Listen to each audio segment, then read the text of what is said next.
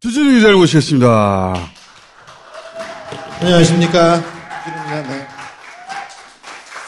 안녕하십니까. 네. 자, 정봉주 의원이 좀 전에 전화가 온 거야. 어머, 오늘이야? 지난주 얘기를 정리하고 살을 좀 붙이자고.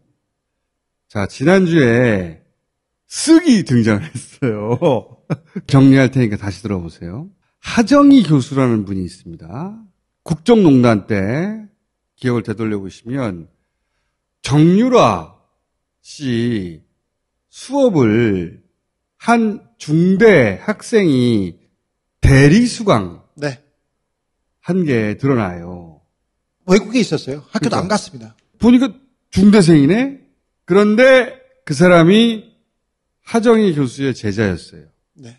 하정희 교수는 최순실의 심부름을 하는 측근 중에 측근이었습니다.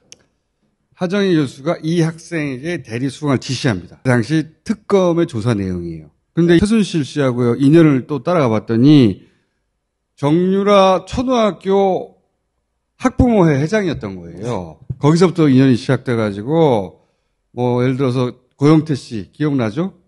하고 같이 골프 모임을 한다든가 또는 김종 전 문체부 차관. 네. 예. 기억나죠? 고 연결고리도 했던 매우 특수관계인이에요. 그러니까 최순실의 가장 가까운 데에서 심부름을 많이 했던 그 사람이 사회 활동을 하는 것도 최순실 씨가 뒤를 봐줬다. 이렇게 보시면 됩니다. 저한테 하정희 씨가 저한테 해놓은 얘기가 있습니다. 근데 이 하정희 교수의 남편이 이철수 씨라는 분인데 매우 유명한 사람입니다. 금융사고로 구속이 된 분이죠? 다른 저축은행에 불법 대출을 연결해 준 걸로 감옥에 갔었어요. 불법 브로커로 활동해서 이제 두 사람을 일단 설명했습니다. 하정희, 이철수. 그런데 이 하정희 교수의 사촌이 하선희 씨라는 것을 정봉주 의원과 주진우 기자가 취재해서 알아냈다. 이거 중요한 대목이에요. 그래서 일종의 변곡점이 생기는데 이 하선희 씨는 하정희 교수의 사촌 김창경 전 미래저축은행 회장의 부인이에요. 김창경은 매우 또 저축은행계의 유명한 사람인데 그런데 이 하선희 씨 소유의 임야에 최순실 씨 부모의 묘가 있어요. 최태민 임선이. 하정희 교수도 최순실 씨하고 연결되고 하선희 씨도 최순실 씨하고 연결되죠. 그런데 이제 이 남편 김창경 전 회장이 금융사건이 터져가지고 네. 200억을 들고 중국으로 밀항을 하다가 잡혀요. 네. 그때 변호사가 곽상도 의원이라는 겁니다. 네. 곽상도 의원은 박근혜 정부 첫 번째 민정수석이었는데 검사장을 거치지 않은 최초의 민정수석이에요. 네. 그래서 도대체 누가 꽂았냐 그런 말들이 있었지. 처음에 말이 많았습니다. 박근혜 정부 초대 인사에서 가장 중요하게 생각했던 자리가 검찰 관계된 사람이 있어요. 그때 생각나십니까? 김학의. 그분은 문제가 이만큼 많은데도 우리 사람이라고 써야 된다고 해서 장관을 시킬까? 민정수석을 시킬까? 안 돼. 그래서 법무부 차관, 청문회 없는 자리에다 심었고요. 그보다도 더 중요하게 심은 사람이 곽상도였어요. 그러니까. 근데 곽상도가 오자마자 다 놀랐어요. 그래서 누가 꽂았느냐 말들이 많았는데 특검 수사 때 최순실 하들 뜯어봤지 않겠어? 그랬더니 그 안에서 민정수석실 문건이 와르르 나온 거예요. 예, 검찰이 최순실 씨 외장 하드에서 압수한 청와대 문건에 박 전 대통령 친인척과 관련한 민정수석실 동향 보고가 포함되어 있습니다. 문건 작성 시점은 2013년 3월 10일로 당시 민정수석은 곽상도 자유한국당 의원입니다. 언제부터 왔나 보니까 대통령 취임한 직후부터 나온 거예요. 직후부터. 그때부터 나왔습니다. 그 다음 주부터인가. 네. 그때 민정수석이 곽상도. 고영태 씨나 최순실 씨 주변 사람들의 얘기에 따르면요. 청와대 장관은 다 최순실 씨가 도장을 찍었다. 거의 중요한 자리는 도장을 찍었다고 얘기합니다. 고영태 씨의 주장인 거지? 네. 최근까지 확인했습니다. 최순실 씨가 청와대에 수시로 인사를 추천했고 민정수석실이 이를 검증했다는 조카 장시호 씨의 증언이 나왔습니다. 검찰이 최 씨가 아침마다 밀봉한 서류 여러 건을 청와대에서 받아왔냐라고 묻자 장 씨는 그렇다고 대답했습니다. 그래서 곽상도를 그 자리에 보낸 것은 최순실 씨가 아닌가? 네.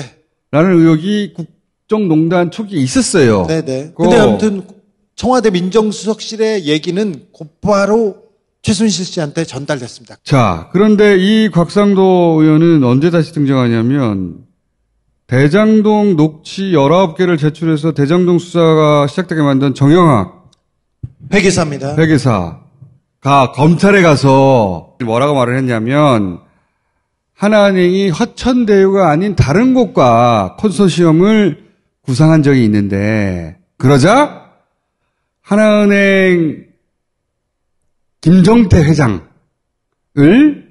찾아가서 이 문제를 해결한 게 바로 곽상도 의원이다. 예.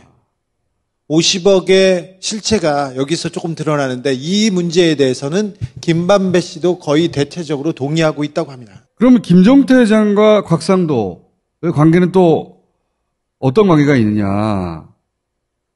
2013년 6월에 박근혜 대통령이 당시 중국을 방문합니다. 네. 그때 곽상도 수석이 수행을 해요. 중국 현지에서 발생했던 김정태 회장의 아들 문제가 있었나 봐요. 예. 네.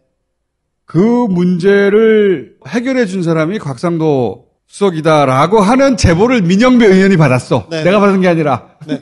그런데 여기서 재밌는 거는요. 대통령을 수행할 때 주로 경제 관련된 사람들이 가지 민정수석은 안 가요. 절대 안 갑니다. 민정수석이 할 일이 뭐 있어, 외교에서. 민정수석이 어디 순방을 따라갔다는 얘기는 들어본 적이 없어요. 그래서 청와대 민정수석들은요, 대통령이 어디 나가지 않습니까? 그때 약속을 잡아요.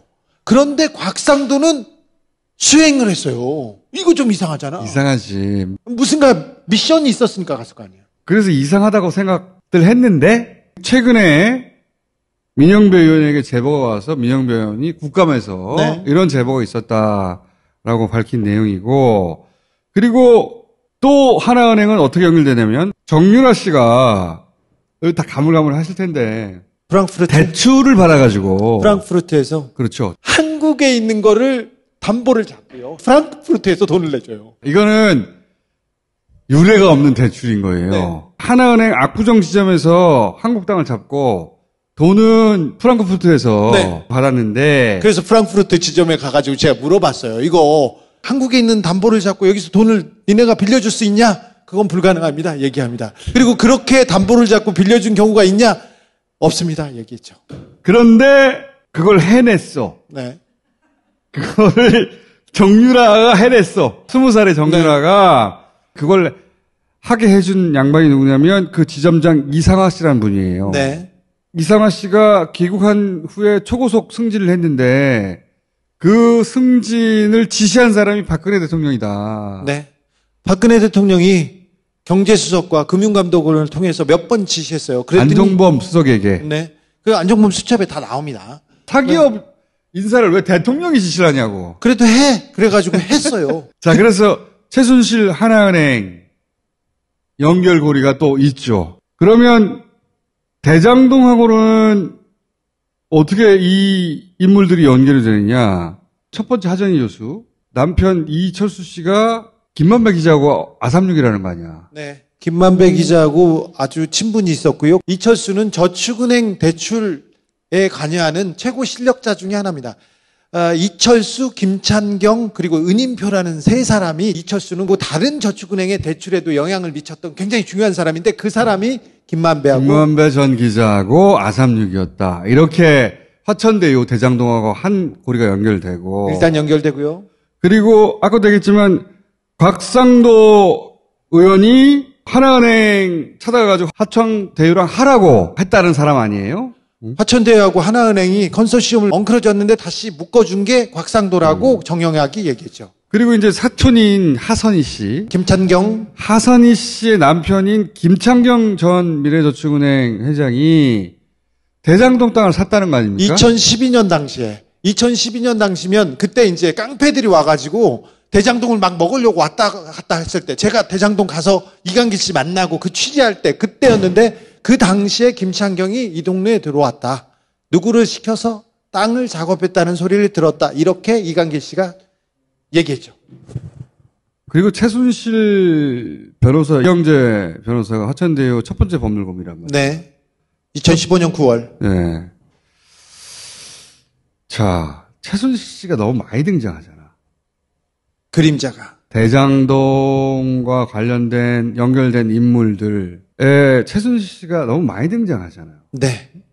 우연치고는. 하나은행도 마찬가지고요. 최순실한테 해준 게 대출뿐이었느냐? 그거 말고 많은 얘기가 왔다 갔다는 얘기는 있었어요. 근데 국정농단 수사할 때 그 부분에 대해서 정유라 말고는 나머지는 수사는 하다가 말았습니다.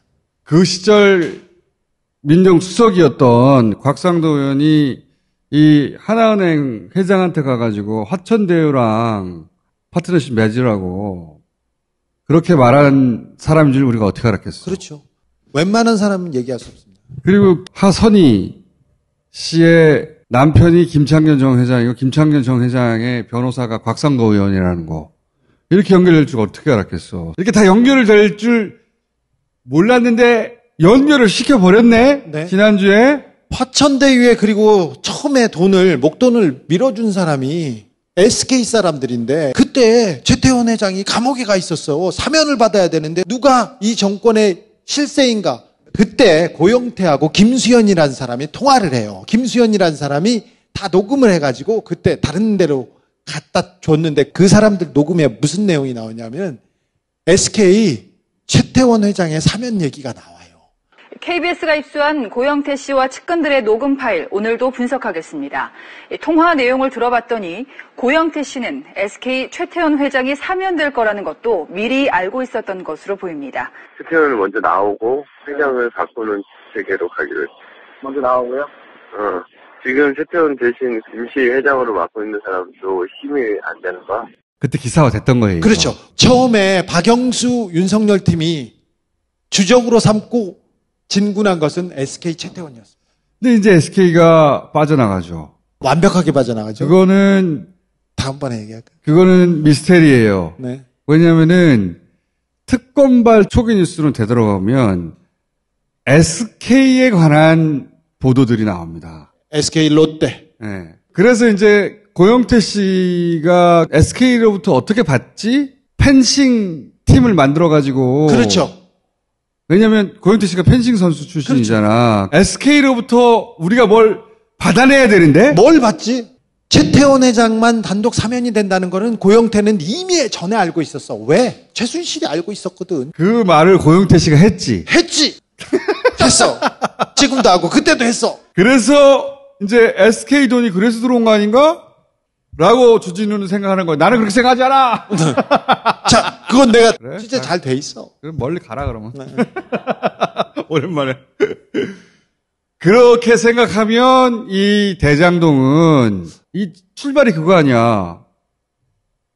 대청소가 있었던 것 같은데? 그렇죠.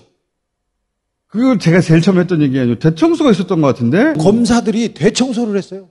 그래서 거기서부터 우리가 차곡차곡 따져오기 시작한 거예요. 원래 탐사라는 건 초기서부터 시작하는 거야. 쭉 따져오다 보니까 이게 아기가 맞기 시작해서 대장동과 최순실 씨 사이에 어떤 관계가 있는 것 같기도 하다. 그분이 있다면 미스테리가 풀려. 왜 곽상도한테 돈을 줘?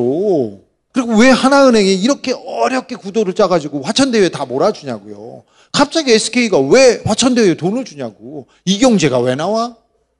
이상하잖아요. 연기도 잘하네. 이 새끼 연기. 이상해. 이상하잖아. 방송하더니 연기가 늘었어. 아니야. 대선 후보니까 이재명 후보에 대해서 파는 건 좋다 이거야. 실컷 하라고 그래. 근데 돈이 안 나오니까 갈 길이 없지. 그러면 우리가 지금 얘기하는 이쪽 있잖아요. 네. 곽상도 의원이 하필이면 50억을 받는 바람에 아들이 받는 바람에 이쪽 그림을 그리기 시작했지. 검찰에서 오늘 곽상도 의원의 집과 하나은행도 동시에 압수수색했어요. 그러니까 곽상도 의원이 하나은행에 영향을 미친 거에 대한 수사를 이제 시작했다고 봅니다. 대장동은 정말 제대로 수사하면 최순실 씨가 나올지도 모른다.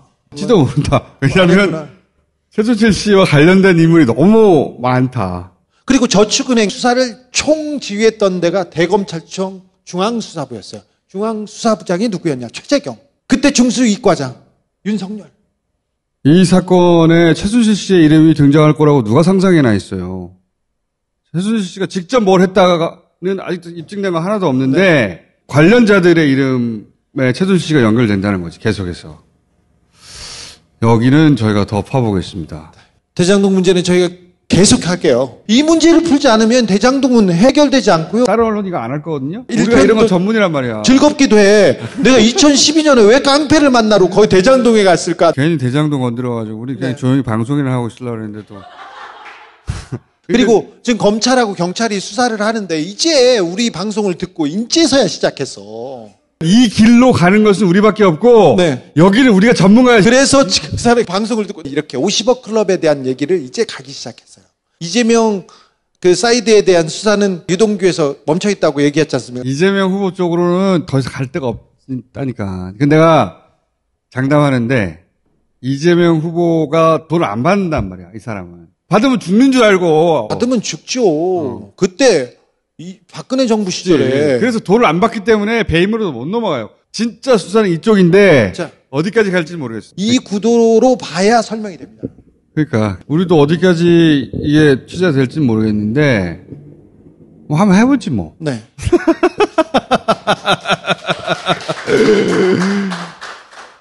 전 가볼게요. 이 새끼 깜찍하게 왜 그래? 가, 이 새끼. 지금까지 아닌 밤중에 주진우 라이브였습니다. 네.